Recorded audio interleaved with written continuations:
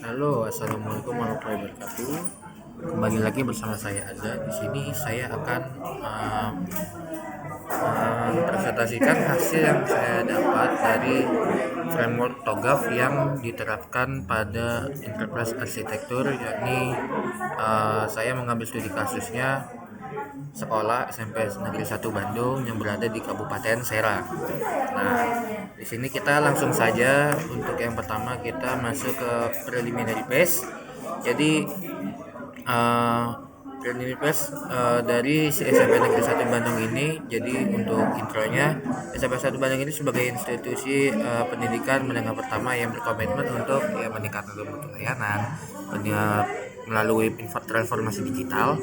Untuk itu diperlukan pengembangan EA berbasis TOGAF yang dapat menjadi panduan dalam proses digitalisasi sekolah secara menyeluruh dan berkelanjutan.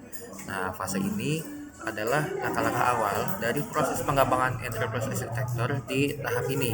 Nah, ya SMP Negeri 1 Bandung ini ya dasar strategis dan teknis untuk transformasi digital sekolah. Ya, fokusnya memastikan bahwa si sekolah ini mohon maaf ya, semua pemangkunya itu ya memahami arah ya atau perubahannya. Tentunya di sini dalam tabelnya terdapat aspek 5W1H, ada juga penjelasannya.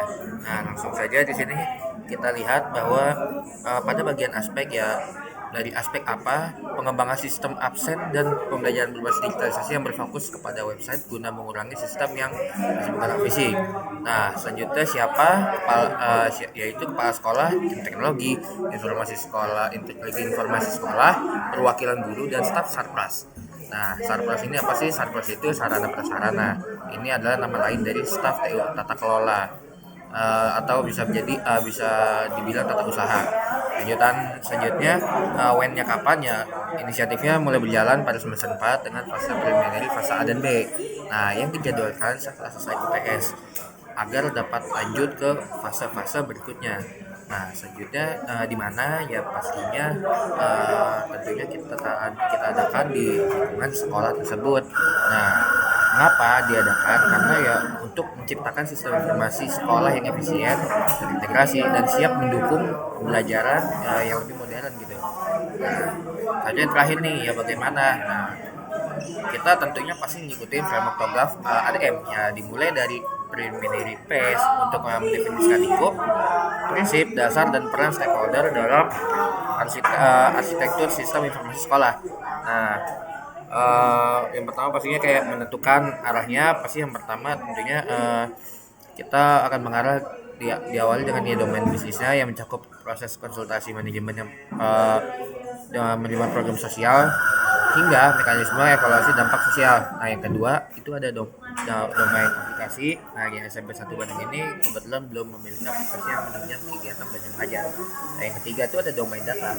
Nah, domain data di sini termasuk repositori informasi dampak, basis data internal, dan sumber dan eksternal. Lalu yang keempat ini ada domain teknologi, ya seperti Microsoft Excel, Word, dan PowerPoint sebagai pendukung kinerja. Nah, pendekatan arsitektural yang dipilih adalah pendekatan federatif arsitektur, di mana tiap unit kerja dan kantor regional diberi otonomi teknis dalam bagian standar arsitektur. Nah, guna menjaga keseimbangan antar fleksibilitas lokal dan konsistensi organisasi itu secara keseluruhan. Oke, di sini prinsip-prinsip arsitekturnya terbagi dalam tabel. Ya, di sini ada prinsip arsitektur, deskripsi serta implikasi. Nah, yang pertama itu ada data sebagai aset. Ya, ini data akademik, kehadiran dan informasi siswa merupakan komponen yang penting. Ya, mungkin untuk implikasinya diperlukan backup rutin, enkripsi, dan perlindungan terhadap akses tidak sah. Nah, jadi akses yang nggak perlu, jadi perlu ada backupnya, tadi blokir dan lain sebagainya. Yang kedua itu ada akses berdasarkan peran. Nah, guru, siswa, sarpras, dan kepala sekolah memiliki hak akses berbeda-beda, jadi jangan disamain. Lalu untuk implikasinya sistem login terproteksi dan hak akses perlu diterapkan sesuai jabatan masing-masing. Nah, ini juga hak aksesnya juga gak semuanya itu orang itu aksesnya sama. Jangan sampai semua orang itu jabatannya pun itu sama, harus dibeda-bedakan. Nah, selanjutnya ada integrasi sistem akademik, kehadiran, nilai, dan surat menyurat harus saling terhubung. mengurangi duplikasi input data dan meningkatkan efisiensi kerja staf. Nah, selanjutnya ada keamanan menyeluruh, ya sistemnya harus aman dari kebocoran data dan serangan eksternal tentunya. Nah, mungkin untuk implikasinya ya terdapat SSL, autentikasi dua faktor, backup enkripsi, dan firewall. Nah, karena kalau misalkan nggak pakai dua langkah ya khawatir nanti itu yang sudah kita buat itu database itu gampang banget hack, habis itu gampang data-data itu bocor. Nah, selanjutnya itu ada user centric, ya pastinya yang berpusatnya sistem ini harus kayak family friendly atau ramah pengguna, terutama untuk guru dan siswa, karena SDM-nya harus dikembangkan terlebih dahulu, baru teknologi ini bakal terimplementasi ke guru dan siswa.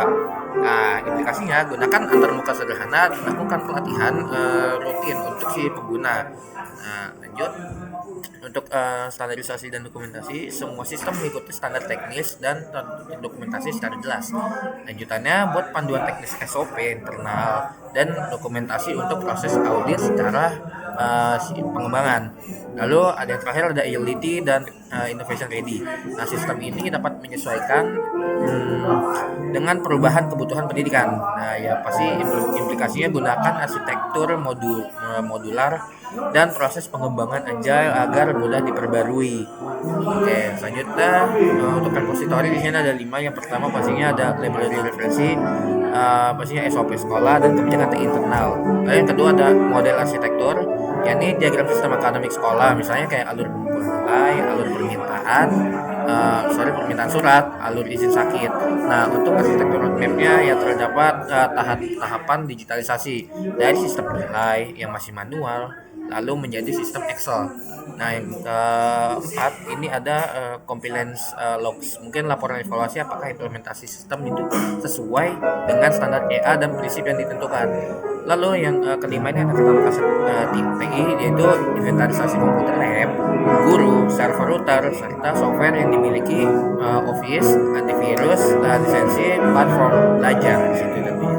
Lalu yang kedua ini ada aset revision. Nah, aset revisionnya itu ini merupakan tingkat tinggi dari kondisi sekolah yang ingin dicapai di masa depan. Ya tentunya pasti apa aja sih yang pengen dimajuin dari sekolah ini gitu loh. Mungkin yang pertama itu dari 2.1 itu kita pasti kembangin dulu visi arsitektural itu apa sih. Jadi di sini sudah terbagi tabelnya.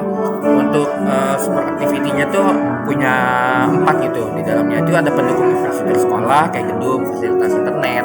Lalu selanjutnya ada manajemen SDM kayak guru-guru, kayak self-class, staff dan pelatihan guru.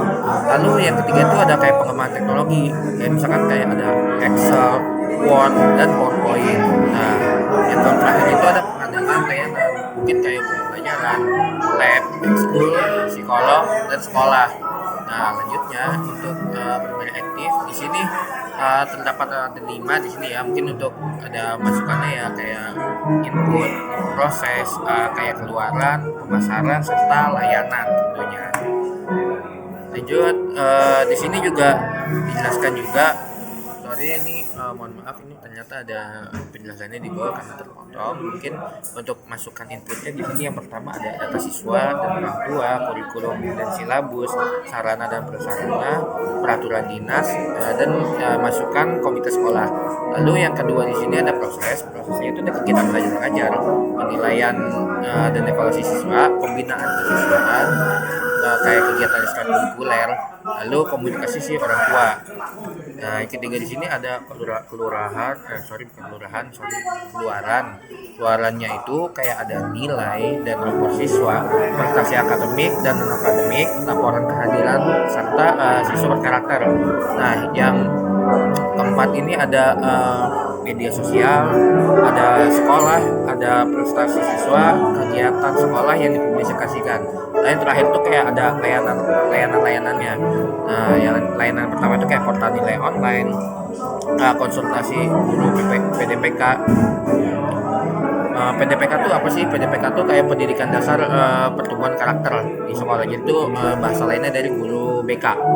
Lalu yang ketiga ini ada kelas tambahan serta forum komunikasi orang tua. Lalu yang terakhir ada helpdesk PPDB. Helpdesk PPDB ini lebih kayak untuk pendaftaran peserta didik baru gitu. Karena kan mungkin sebelumnya belum ada portal, jadi ada portal, tapi portal ini khusus diadakan untuk siswa baru, tapi yang mengadakan itu dari sekolah sih SMP 1 Bandungnya yang akan datang. Nah, oke, lanjut untuk yang kedua ini ada mengidentifikasi dan mendefinisikan stakeholder. Mungkin di sini terdapat tiga. Yang pertama itu stakeholder strategisnya, ya paling utama itu yang paling atas kepala sekolah, komunitas sekolah, dinas pendidikan. Yang ketiga ini bagian ini adalah pemangku kepentingan yang mementingkan arah kebijakan visi jangka panjang sekolah. Nah, yang kedua ini ada wakil kepala sekolah, guru mapel kayak guru PPDK, pelatihan dasar, pelatihan karakter, sarpras. Dan keempat bagian ini yang terlibat itu pasti pelaksanaan program aktivitas seperti di sekolah, karena yang di lapangan banget itu pasti yang stakeholder operasional. Karena kalau stakeholder strategis itu dia lebih ke administrasinya, yang tidak langsung turun ke lapangan gitu. Kalau yang ke lapangan itu lebih ke guru operasional. Nah, lanjut yang ketiga itu ada stakeholder teknis. Nah, yang teknis itu ada teknisi IT atau labcom, perpustakaan, pengelola lab, petugas kebersihan, petugas keamanan. Nah, kelimanya itu kan tersebut pendukung operasional. Ya, walaupun mereka tuh penting juga tuh, mereka tuh masuk stakeholder operasional, tapi dia lebih masuknya tuh ke stakeholder teknis karena dia support dari stakeholder yang di atasnya. Nah, lanjut, ini berikut adalah ini tabelnya mungkin untuk stakeholder matrixnya. Mungkin materi perencanaan strategis, tujuan transformasi digital, identifikasi kebutuhan pengguna, desain arsitektur, implementasi sistem digital, pengujian dan validasi sistem, training dan onboarding, evaluasi dampak, serta di sini juga ada pengelolaan dan maintenance sistem. Oke, selanjutnya di sini juga ada rencana komunikasi. Ya, komunikasi yang efektif ini kita bangun menjadi fondasi dari manajemen perubahan yang sukses. Nah, pastinya rencana komunikasi itu kita bangun dulu nih. Kira-kira rencana komunikasi mungkin gimana, seperti apa, mau pakai bantuan healthcare seperti website pada umumnya, atau misalkan kayak hanya berupa video grup WhatsApp cukup, atau kalau yang masih sekarang rutin dilakukan di sekolah ini yaitu masih mengadakan pertemuan meet dengan orang tua di setiap semesternya. Nah, selanjutnya ya, di sini juga ada asesmen kapabilitas. Mungkin nanti untuk asesmen kapabilitas itu nanti dicek dulu nih, kira-kira si SMP 1 Bandung nih dalam kapabilitasnya dalam di dunia teknologi nih, sekolahnya nih mungkin sudah masuk atau belum sih, cocok atau enggak. Nah, itu nanti diperiksa terlebih dahulu, karena sebelum kita mengembangkan program ini kita periksa dulu dari sarana prasarananya, kita lihat memadai atau enggak. Nah, selanjutnya 2.5 ini pernyataan pekerjaan arsitektur. Di sini juga dia itu punya 4. Yang pertama itu ada ruang ikut proyek, ya digitalisasi dashboard nilai, surat penyurat, serta laporan sekolah terintegrasi dengan aplikasi. Lalu yang kedua ini ada tujuan proyek. Tujuan proyek ini kayak efisiensi administrasi meningkat 60%, keterlibatan orang tua naik 40%, dan digitalisasi proses utama itu ya 100% dalam 1 tahun ajaran. Nah, selanjutnya yang ketiga itu ada pendekatan proyek. Nah, yang kolaboratif dan bertahap atau iteratif itu dimulai dari proses yang paling penting dan sering digunakan. Lalu yang keempat itu ada risiko awal. Nah, resistensi guru terhadap sistem baru, keterbatasan perangkat keras, dan gap keterampilan digital. Nah, ini juga risiko awalnya pasti kayak mungkin guru-guru nih masih ada shock gitu. Mungkin lebih tepatnya tuh kayak mereka tuh harus dikembangin dulu SDM-nya, dikasih sosialisasi dulu. Mungkin nggak bisa langsung kita cekokin, atau misalkan kita langsung kasih, dia tuh harus pegang langsung aplikasinya. Enggak, kita tuh harus kayak pengenalannya dulu, biar nanti mungkin yang orang-orang tua yang sekiranya kayak mereka tuh mungkin kayak baru banget pegang-pegang teknologi itu, mereka tuh jadi paham gitu. Nah, selanjutnya di sini dua tentang itu ada organizational problems. Ya, pasti problemsnya itu pasti ada aja di setiap sekolah gitu, nggak mungkin, atau di perusahaan-perusahaan itu problem itu pasti ada. Nah, di sini sudah terbagi dalam table itu. Pasti yang pertama itu dari kepala sekolah, ya permasalahannya itu kualitas pembelajaran yang terganggu. Dampaknya ya tentunya siswa itu nggak nyaman di kelas yang rusak. Nah, karena penyebab utamanya tuh terdapat satu kelas yang masih memiliki 10 kursi yang rusak. Nah, 10 kursi yang rusak ini sebelumnya itu memang rusak dari kepala sekolah sebelumnya. Namun untuk rekomendasi solusi apabila dana bosnya sudah turun, ya silakan dilakukan perbaikan. Nah, namun masalah ini setelah sampai video ini dibuat itu ternyata masalahnya sudah diatasi. Nah, namun selanjutnya untuk yang kedua itu dari gurunya. Nah, guru ini beberapa itu masih input nilainya masih manual. Nah, mungkin permasalahannya tuh ya input nilainya jadi makan waktu yang lama gitu dampaknya. Nah, jadi penyebab utamanya tuh kayak 40% guru itu masih kayak gaptek, ya sisanya udah mulai pakai Excel. 40% itu berarti belum ada dari setengahnya, mereka tuh udah kayak paham gitu cara input nilai pakai Excel. Nah, sisanya tuh masih kebalik ya, 40% itu masih gaptek, mungkin udah lebih dari 50% guru-guru itu udah paham gitu cara pakai Excel tuh gimana. Nah, mungkin solusinya tuh adakan pelatihan bagi guru-guru yang belum paham pakai Excel gitu, itu penting juga. Nah, yang ketiga tuh ada dinas pendidikan, yaitu kesenjangan fasilitas antar sekolah. Ya, sekolah pada wilayah kabupaten masih memiliki beberapa kekurangan fasilitas belajar mengajar. Nah, sini juga dampaknya pastinya dinas pendidikan itu lebih memperhatikan sekolah di kota, karena ya sekolah kabupaten itu masih memiliki beberapa akses jalan yang susah. Nah, untuk solusi mungkin dinas pendidikan itu harus ngecek lapangan ya, jadi harus merata gitu, nggak bisa kayak misalkan yang di kota bagus dan di kabupaten jelek, enggak, semuanya sama rata, itu nggak boleh ada perbedaan. Selanjutnya yang keempat ini ada ya gunung Hororen itu ya mungkin tapi di sini ada ya permasalahannya, mungkin mereka tuh penuh harapan gitu kayak peningkatan status kepegawaian, karena gunung Hororen itu masih gantung jatuhnya, kayak mereka tuh ASN bukan tapi mereka tuh tetap diangkat guru gitu. Nah, mungkin dampaknya tuh banyak guru honorer di sana tuh kurang lebih ada 30 guru yang belum jadi ASN.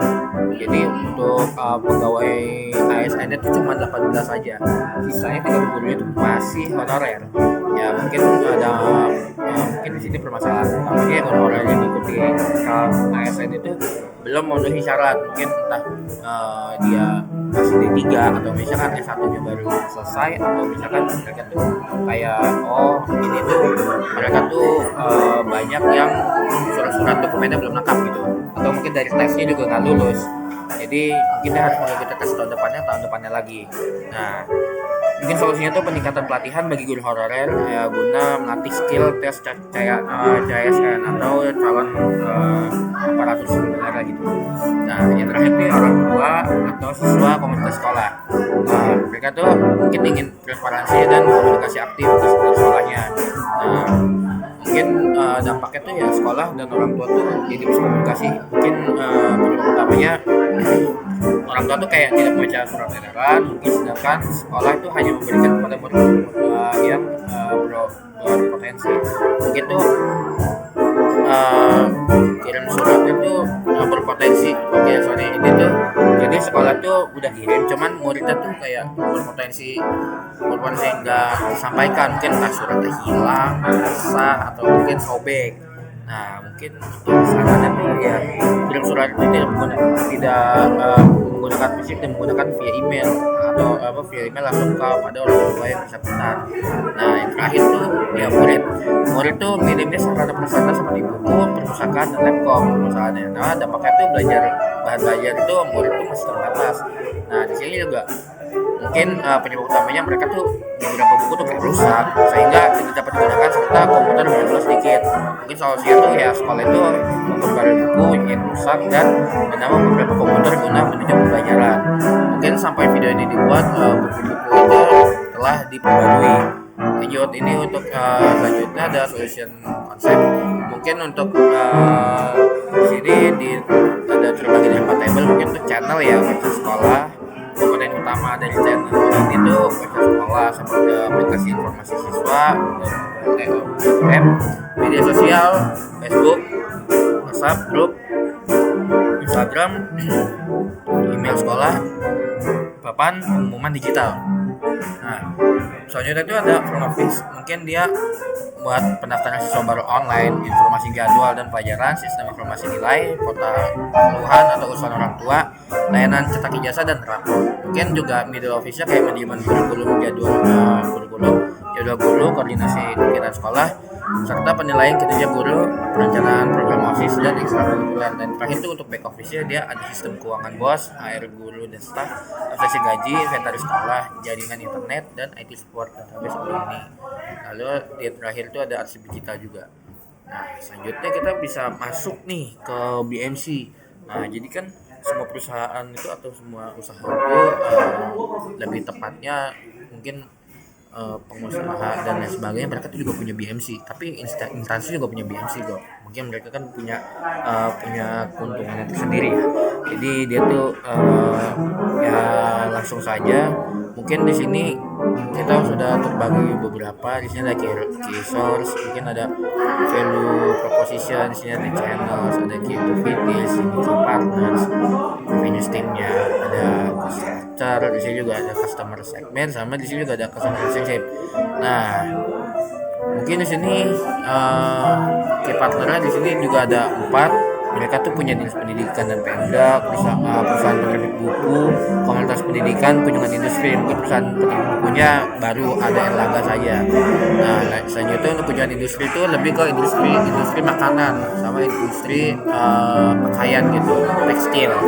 Selanjutnya untuk yang key activities, dia tuh pasti yang paling utama tuh kegiatan mereka tuh ya kuncinya ada di proses KBM-nya dan evaluasi akademik, lalu pelatihan dan pengembangan guru. Selanjutnya pengelolaan kegiatan ekstrakurikuler dan pengembangan siswa, lalu digitalisasi sistem pendidikan, serta pengaturan hubungan dengan komunitas sekolah kayak wali murid dan alumni. Nah, selanjutnya untuk value proposition ya, untuk value-nya ya pastinya tentunya tuh pendidikan yang berkualitas, mengembangkan karakter fasilitas pendidikan, lalu juga ada di sini pendidikan, serta ada juga sini program ekstrakurikuler berbasis kesenian. Nah, lalu selanjutnya di sini ada customer relationship nih. Nah, hubungan dengan pengguna itu yang pertama pastinya kayak komunikasi rutin, sistem pembelajaran tatap muka yang jadwal dan susun, program beasiswa, layanan konseling, dan ya grup komunitas tentunya di situ. Nah, selanjutnya di sini juga ada customer segment ya, pasti segmennya tuh pasti untuk siswa 12 sampai 15 tahun, ya pasti wali murid yang buat nyekolin anaknya ya, sama komunitas pendidikan. Jadi komunitas pendidikan itu kayak nyaranin untuk dimasukkan sekolah ini gitu. Lalu selanjutnya ada key resources-nya di sini sampai 1 Bandung tuh mereka ya tentunya dia tenaga pengajarnya, guru-gurunya, mungkin supportnya juga kayak petugas kebersihan atau satpam. Nah, selanjutnya ada kurikulum dan modul pembelajaran. Lalu selanjutnya ada infrastruktur sekolah, sistem manajemen sekolah berbasis digital, serta dijadikan kerjasama. Nah, mungkin kalau sekolah berbasis digital itu ya hanya by social media saja. Lalu selanjutnya ada channel, mungkin channelnya si sekolah SMP Negeri 1 Bandung ini karena dia negeri, jadi dia hanya ada dinas pendidikan dan kebudayaan Kabupaten Serang. Nah, lalu lanjut pada cost structure-nya itu ya pastinya cost structure itu mereka punya dari susunan buat biaya itu ada yang pertama tuh gaji dan tunjangan guru, biaya operasional sekolah, pengadaan dan pemeliharaan belajar, serta program beasiswa. Nah, itu semuanya dari dana yang sekolah miliki gitu. Selanjutnya juga ada revenue stream, mungkin sumber pendanaannya dari dana bos aja karena sekolah negeri itu bergantung pada dinas pendidikannya seperti apa gitu. Ya, selanjutnya arsitektur besar kita di sini terdapat ada 4 ya.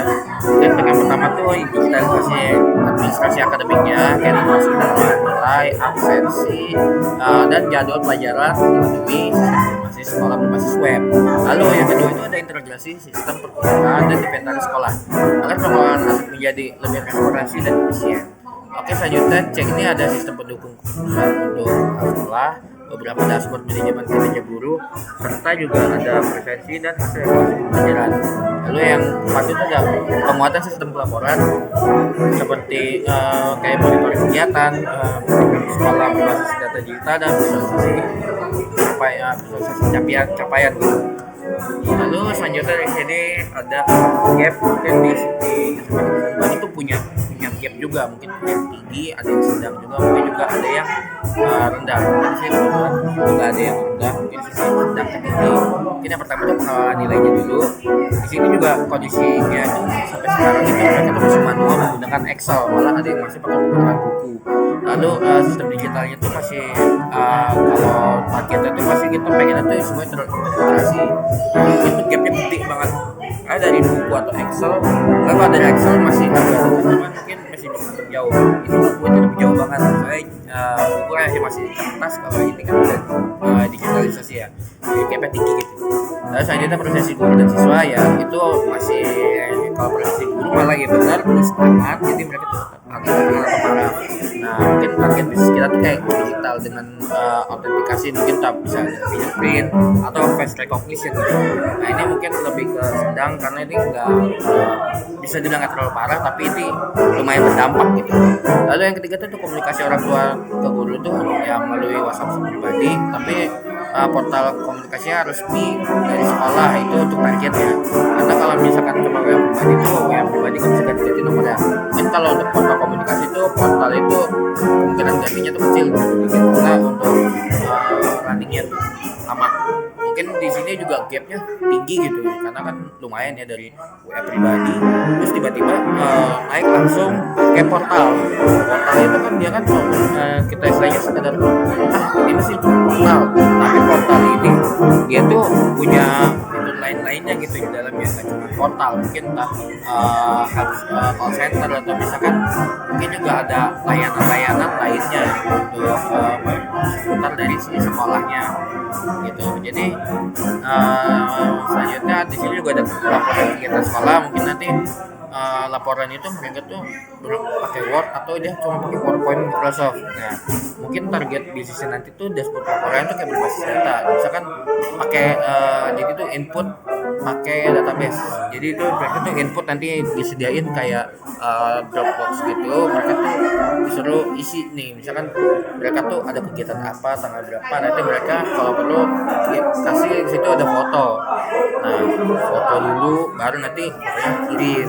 Nah, baru kan nanti di situ tuh ketahuan tuh, oh ini kegiatan laporan kegiatannya ini lengkap nih. Nah di sini juga analisisnya tuh lumayan ya tinggi malah, karena kan dari Word sama PPT terus langsung ke dashboard laporan itu tuh ya lumayan banget tinggi. Selanjutnya tuh ada manajemen perpustakaan. Di sini tuh kayak perpustakaan ya masih manual banget, kayak kartu peminjaman gitu, malah pakai tulis gitu, kayak berpotensi hilang gitu. Tapi cuman untuk target bisnisnya ya pastinya tuh sistem manajemen buku dan peminjaman otomatis. Kan ini biar lebih ke efisiensi karyawan juga sih, karena kalau pakai karyawan kan masih ada kemungkinan hilang juga. Cuman mungkin di sini karyawan pun dibutuhkan untuk penggunaan atau pengadaan dari sistem yang udah dijalanin. Nah mungkin di sini gapnya tuh kayak sedang gitu. Selanjutnya ada monitoring kinerja guru, dia tuh kayak belum terstandarisasi seperti kayak dashboard evaluasi berbasis data. Lalu juga di sini gapnya kayak tinggi gitu, karena kan monitoring kinerja guru itu kan banyak, kadang 48. Nah 48 itu nggak mungkin mereka tuh kayak nggak bisa dikontrol kayak gimana gitu kan. Guru-guru itu nggak mungkin kayak semuanya tuh sama rata gitu kinerjanya, enggak. Di sini kan guru-guru kan kinerjanya beda, mungkin ada yang bagus, ada yang kurang, malah ada yang mungkin dia tuh sebenarnya kerjanya tuh enggak gitu. Makanya di sini kita tuh harus ada dashboard, tapi ya gapnya tuh lumayan tinggi. Nah di sini juga ada bisnis proses arsitektura. Mungkin di sini langsung saja kita jelasin. Mungkin yang pertama tuh di sini kayak aktornya ada si guru, lalu guru si tenaga pengajar. Dia tuh untuk perancangan pembelajaran dan tentunya pasti ada rencana pembelajarannya dulu, rencana pembelajaran awal tahun atau RPAT. Lalu selanjutnya juga ada penetapan standar kurikulum, pastinya juga di selanjutnya tuh ada penyusunan kalender akademik. Juga di situ ada kayak penyusunan silabus tuh kalau di kampus itu gampangnya kayak KRS gitu. Nah selanjutnya tuh ada pembuatan RPP itu kayak rencana pelaksanaan pembelajaran. Nah di situ juga kayak mereka tuh direncanain dulu nih, mereka tuh nanti mau belajar gimana, kurikulumnya kayak apa. Lanjutnya tuh ada menyusun mata pelajaran, alokasi ruangan kelas, serta di sini juga ada kayak ada kegiatan belajar baru, nanti semuanya tuh menjadi output kegiatan belajar mengajar atau KBM. Di sini juga Wakasek dan Sarpras itu mereka tuh bisa berperan penting juga karena mereka tuh kan harus Sarpras itu pengadaannya butuhnya apa, mereka tuh harus bikin sama Wakasek itu dia tuh Wakasek lebih hampir semuanya sih untuk kurikulum, untuk pembelajarannya, kesesuaian untuk kegiatan kurikuler. Mungkin juga kalau untuk PDPK untuk pendidikan karakter itu mereka juga tetap butuh kan anak-anak yang berkarakter harus dibina ya. Mungkin contohnya salah satunya itu. Lalu selanjutnya ada information architecture. Nah, mungkin information architecture itu di SMP 1 Bandung itu ya secara mencakup itu 2 komponen utama, arsitektur data dan arsitektur aplikasi ya, yang dirancang itu mendukung kegiatan akademik dan administrasi secara efisien dan terintegrasi tentunya. Nah, di sini juga yang selanjutnya juga ada data arsitektur. Data arsitektur ini di sini juga tentunya ada fase arsitektur data itu kayak bertujuan untuk menentukan data yang diperlukan dalam perencanaan struktur enterprise dengan fokus pada identifikasi jenis serta sumber data yang mendukung operasionalnya. Nah, di sini juga ada tabel-tabelnya gitu. Tabel apa yang diperlukan untuk dalam pembuatan database-nya. Mungkin di sini pertama tuh ada entity, di sini ada siswa, di sini juga deskripsinya ya, biasa juga ada data pribadi siswa seperti nomor induk sekolah, nama kelas, alamat dan orang tua di sini. Nah, selanjutnya juga ada physical datanya ya. Kita pakai tabel siswa, ini kita bedain nggak mungkin itu sama yang lain. Nah, data type-nya di sini ada masternya pakai master data tentunya. Lalu selanjutnya ada entity guru itu untuk data guru, meliputi NIM, nomor induk pengajar, nama, mata pelajaran, dan jadwal pengajar. Jadi juga physical datanya pakai tabel guru, di sini data type-nya pakai master data. Selanjutnya ada kelas. Itu kelas itu kayak pakai informasi kelas, wali kelas, dan daftar siswa. Di sini juga physical data itu punya tabel kelas gitu. Dan juga di sana juga data type dia pakai master data juga. Selanjutnya ada mata pelajaran, daftar nama mata pelajaran dan guru pengampu. Di sini juga tabel mata pelajaran yang dipakai physical datanya. Dan selanjutnya data type itu pakai master data gitu. Nah, selanjutnya untuk nilai, di sini juga data nilai siswa harian kayak nilai UTS juga, UAS, sama per mata pelajaran dan semester. Nah, di sini juga pakai tabel penilaian gitu, atau tabel nilai penilaian. Di sini juga data type pakai transaksional data. Selanjutnya ada presensi.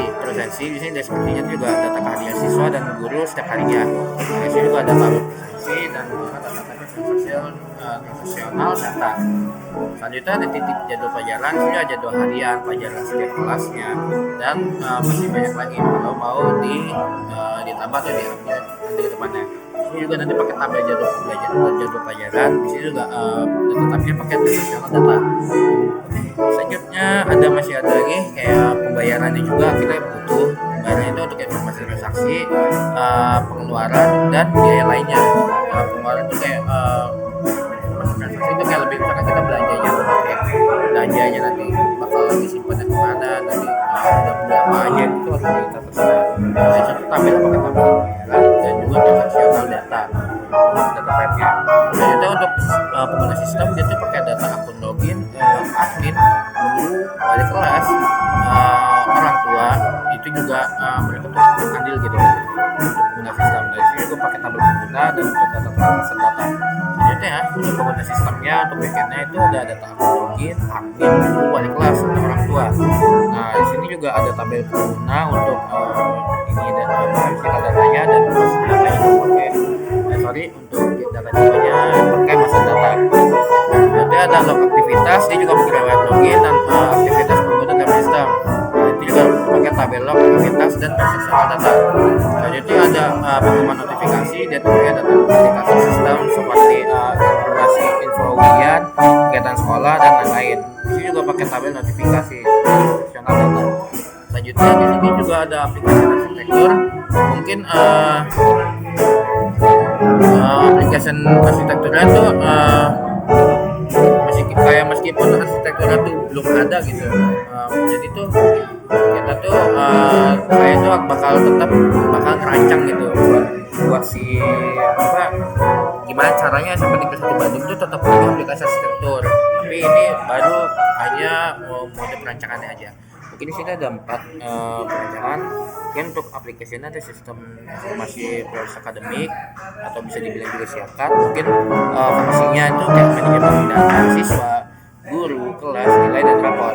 Mungkin untuk target besar kayak guru, admin, TU, dan kepala sekolah. Mungkin untuk di platformnya tuh bisa web based, Laravel atau React. Nah, selanjutnya tuh ada sistem presensi. Nah, presensinya tuh buat apa siapa aja sih fungsionalitasnya? Mungkin buat pencatatan kehadiran siswa dan guru secara digital. Itu udah ada buku lagi tuh. Nah, ini juga target besar tuh ada guru dan siswa. Ini juga teknologi platformnya ya pakai mobile app atau app mobile atau web app. Itu mungkin lebih tepatnya itu kayak mobile atau website. Nah, selanjutnya itu ada sistem pembayaran siswa. Di situ juga ada fungsionalitasnya tuh ada kayak input dan monitoring pembayaran SPP dan keuangan siswa. Mungkin untuk kasusnya negeri itu nggak perlu SPP, tapi lebih tepatnya tuh dia tuh cuman ada uang seragam aja, karena seragam mereka tuh beli, seragam tuh kita nggak sediain. Mungkin lebih ke situ. Nah, ternyata tuh target user tuh kayak bendahara dan orang tua. Dan di sini untuk teknologi platformnya pakai web based sama integrasi QRIS. Nah, selanjutnya tuh ada sistem jadwal dan pelajaran. Di situ kayak ada pengelolaan jadwal pelajaran dan pengampu dari si guru yang bakal megang mata pelajaran itu. Mungkin target usernya ya guru, admin, sekolah kelas. Juga teknologi platformnya ada web based. Nah, di selanjutnya ada portal pengguna. Di situ juga portal pengguna untuk fungsionalitasnya itu ada akses login akun guru, siswa, orang tua, dan fitur dashboard. Di sini juga untuk si target user itu kayak ada guru, siswa, dan orang tua di situ. Di sini juga dia tuh basisnya tuh bagusnya emang teknologi platformnya lebih menggunakan web dan mobile hybrid. Selanjutnya tuh ada sistem penilaian. Di sini juga untuk si fungsionalitasnya tuh ada input nilai ulangan, TS, UAS, dan rekap rapor. Nah, ini lebih untuk fungsi target usernya lebih kayak guru aja gitu. Dan di sini juga untuk teknologi platformnya dia cuma pakai web based aja, karena untuk di mobile itu sangat tidak memungkinkan untuk input nilai atau kayak input nilai buat di rapor. Jadi lebih bagus pakai web karena belum bisa pakai laptop gitu. Selanjutnya ada notifikasi dan pengumuman. Di sini juga ada sistem broadcast pengumuman akademik dan kegiatan sekolah untuk fungsionalitasnya. Nah, di sini juga untuk target usernya pasti untuk semua gitu. Semuanya juga notifikasi harus dapat, tapi mungkin untuk isinya aja yang beda-beda. Nah, di sini juga untuk platformnya dia lebih ke arah web based sama push notification. Selanjutnya lagi ada sistem survei kepuasan. Di sini juga ada survei internal dari siswa atau guru ke manajemen sekolah kayak. Di sini juga target pengguna ada siswa dan guru. Dan juga platformnya tuh lebih bagusnya memang web based gitu. Dan terakhir di sini juga ada mode administrasi. Di sini juga ada pengaturan akun, hak akses, backup, dan manajemen pengguna untuk fungsionalitasnya. Dan di sini juga untuk target usernya ya buat adminnya aja gitu. Dan di sini juga lebih bagus pakai web based, karena kalau pakai mobile itu sangat minim layarnya dan tidak mungkin kan, jadi lebih bagusnya memang pakai web based, bisa pakai laptop, PC, dan sebagainya. Nah, selanjutnya di sini ada aplikasi communication. Di sini juga aplikasi communication itu terbagi jadi 5 gitu. Ada 6 ternyata. Jadi yang pertama itu ada data siswa, data guru, kehadiran, laporan akademik, sistem laporan, serta data warehouse. Nah, di sini untuk diagramnya di sini sudah kami kumpulkan di sini, kita satukan. Nah, selanjutnya di sini ada teknologi arsitektur. Nah, di sini juga teknologi arsitekturnya tuh terbagi menjadi 5 gitu. Ada 5 rack server. Jadi server itu supaya berjalan dengan lancar, dengan berjalan stabil, jadi tuh mereka tuh harus saling terintegrasi gitu antara racknya. Nah, jadi antara rack itu terhubung oleh data center. Jadi data center itu atau istilahnya pusat datanya tuh dia akan ngirimin datanya 5-5-nya secara bersamaan gitu ke server yang telah dimiliki di sini. Nah, di sini juga rak servernya yang pertama ada data siswa ya, dia kayak komponennya server siswa sama database siswa. Lalu yang kedua ada data guru, yang ketiga tuh juga sama kayak siswa tadi, ini tapi kehadiran siswa dia untuk kehadiran aja. Lalu yang keempat itu ada laporan akademik, dan yang kelima tuh ada pengaduan anak. Yang pengaduan anak tuh jadi tuh nanti servernya tuh bakal masukin ke data center tuh untuk kayak misalkan dia punya laporan bullying, atau misalkan mereka dia apalagi punya bukti videonya mungkin bisa dikirim, atau foto bukti pembulian itu bisa dikirim ke websitenya, biar nanti ke input ke data center lalu kita proses. Nah, di sini untuk tabelnya kurang lebih kayak gini. Jadi data center di sini tuh dia tuh biar bakal bisa kirim ke si rack servernya, dan server itu bisa nangkep balik, sebenarnya bisa bolak-balik jatuhnya. Jadi ini tampilannya lebih ke kayak dari sistem ke user. Nah, selanjutnya untuk blueprintnya kurang lebih kayak begini. Blueprint ini dari gabungan bisnis proses arsitektur yang dipunya oleh SMP 1 Bandung, dan juga di sini ada application communication diagramnya. Ini bersama juga sama si teknologi arsitektur, karena ini semua blueprint ini adalah hubungan antara satu dengan yang lainnya dari diagram yang ada gitu. Dan yang ke 4,6 ini ada analisis SWOT. Jadi sampai 1 Bandung itu mereka tuh ada 4 juga terbagi. Yang kita tahu itu pasti ada strength, weakness, opportunity, sama threats. Mungkin untuk kayak strength-nya tuh yang pertama pastinya letak kayak strategis, terus berlokasi di wilayah yang terjangkau oleh masyarakat, karena ya banyak yang lebih dekat sama rumahnya dan mudah diakses transportasi lokal. Jadi di sana ada ojek, ada angkot, lebih dekat gitu. Lalu yang kedua ada tenaga pendidik kayak berpengalaman, pastinya dari guru-guru memiliki kualifikasi memadai. Tapi di sana walaupun guru honorer lumayan banyak, tapi guru honorernya tuh mereka tuh kualitasnya setara sama PNS gitu. Mereka mungkin capaian belajarnya lebih tinggi dari guru-guru ASN yang ada di sana gitu. Yang ketiga ada kegiatan ekstrakurikuler aktif, ya ekstrakurikuler baik ke seni sama olahraga. Yang terakhir itu ada dukungan komunitas sekitar, ya kayak adanya kayak peran aktif gitu di komunitas sekolah. Jadi komunitas sekolah tuh dia nggak diem aja, dia tuh bisa kayak kasih saran, kasih advice, atau misalkan kasih solusinya kayak gini gitu. Nah, dan selanjutnya itu ada weaknessnya tuh ya pastinya dia tuh pertama kayak belum memiliki website resmi. Lalu yang kedua itu ada keterbatasan fasilitas digital. Yang ketiga itu ada dokumen administrasi yang kayak masih manual. Lalu yang terakhir itu ada rendahnya literasi digital siswa dan guru. Nah, itu mereka tuh literasi digitalnya masih rendah. Jadi mereka tuh harus disosialisasi dulu nih. Kayak misalkan yang tadi seperti saya bilang di awal, jelasin dulu nih mau ini tuh aplikasinya mau apa, mau kemana, fiturnya apa aja. Jangan sesusah mungkin, jangan ada fitur-fitur yang mungkin susah dilihat oleh kita gitu sebagai user. Nah, selanjutnya ada opportunities-nya. Mungkin mereka tuh masih pertama tuh didukung oleh pemerintah ya, kayak digitalisasi sekolahnya. Mungkin dinas pendidikan tuh mau bantu untuk permodalan kayak misalkan atau misalkan kayak pembuatan website dan sebagainya. Yang kedua tuh ada kerjasama sama industri, kayak mungkin kayak tadi yang ada kunjungan industri itu lebih kerjasamanya sama makanan dan tekstil di sini. Yang ketiga itu ada kebutuhan informasi online, ya kayak mungkin kayak tadi website untuk PPDB atau website pengaduan. Itu sangat memudahkan sekali, karena mereka itu nggak perlu kayak bolak-balik sekolah, cukup lapor di satu portal aja gitu. Dan yang keempat itu ada platform media sosial itu ya untuk promosi, kayak contohnya mungkin ada Instagram, ada Facebook, mungkin ada TikTok dan lain sebagainya. Cuman untuk yang sementara baru ada Facebook sama Instagram. Oke, terakhir itu ada Tricks-nya tuh yang pertama itu kompetisi antar sekolah negeri dan swasta itu banyak sekolah yang udah lebih dulu digital. Jadi sekolah ini tuh masih ada beberapa yang tertinggal gitu, dan masih lumayan banyak yang butuh dan harus ditingkatin gitu sekolahnya. Yang kedua tuh kayak perubahan regulasi. Ya pasti regulasi itu dapat berubah-ubah, jadi kebijakannya juga kebijakan baru terus. Dan kira tuh pemerintah tuh kayak berdampak program yang berjalan. Jadi tuh yang awalnya programnya tadinya bisa jalan malah jadi nggak jalan. Mungkin ada baiknya ada program yang lama yang nggak jalan tuh bisa jalan. Jadi itu semua tergantung perspektif dan tergantung sekolah yang menjalaninya gimana gitu. Lalu selanjutnya tuh ada kayak peningkatan kesiapan digital yang kayak beda-beda gitu. Kayak misalkan nggak semua siswa dan orang tua itu memiliki akses yang atau kemampuan itu menggunakan platform digital. Jadi tuh ada yang dan orang tuanya gaptek, mereka gaptek juga. Nah, itu masih PR juga tuh lumayan.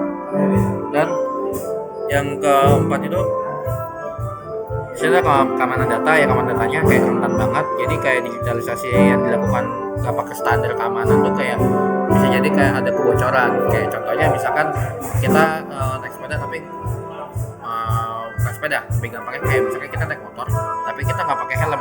Nah, jadi keamanannya nggak ada tapi kita udah bisa bawa motor, jadi ya tetap aja risiko kecelakaan lebih tinggi gitu. Sama kayak keamanan data, misalkan kita pakainya asal, dia tuh kebocorannya tuh tinggi banget, risikonya data kita tersebar, dijual data kita, jadi kayak bisa jadi bahan buat penipuan dan sebagainya. Selanjutnya di sini ada tahapan-tahapan untuk di sini tahapan-tahapan untuk pengembangan si aplikasinya. Mungkin untuk yang tahap satu itu kita tuh ada fondasi digital dulu, kayak dari kuartal 3 2025 sampai dari kuartal 1 2026 itu kayak fondasi kita bangun dulu nih, kita sosialisasi dulu kayak apa sih yang mau di apa namanya yang mau dipakai. Di guru-guru ini tuh misalkan kita mau pakai nih buat administrasinya dulu, kayak buat laporan keuangan atau misalkan kayak kinerja, itu kita sosialisasi dulu nih langkah awalnya gimana, penerapannya gimana, nanti outputnya gimana gitu. Nah, selanjutnya tahapan yang kedua itu ada integrasi sistem akademik dan administratif tuh kayak kuartal 2 2026 sampai kuartal 1 2027. Kalau sosialisasinya udah dapat, jadi tinggal penentuan nih nanti dashboardnya mau ada apa aja yang dibutuhin, sama nanti biar nanti kita trial and error, biar nanti kita mendapatkan solusi yang ada gitu. Nah, selanjutnya yang ketiga itu ada otomatisasi dan peningkatan kecerdasan data. Jadi dia machine learning-nya tuh diupdate terus gitu, nggak mungkin kayak stagnan di situ aja. Jadi kayak ada update baru kita update, atau misalkan ada tambahan baru kita ya tambahin tentunya. Nah, yang keempat itu kayak tahap terakhir itu kayak kolaborasi dan ekspansi data kayak lintas sekolah gitu. Nah, mungkin misalkan sekolah lain tuh punya data yang terbaru gitu, data misalkan mereka tuh punya data-data rekap pembelajaran yang harusnya mereka nggak punya tuh, jadi mereka punya. Jadi karena mereka tuh bisa ngambil data dari sekolah-sekolah yang udah punya duluan gitu, data-data silabus dan lain sebagainya.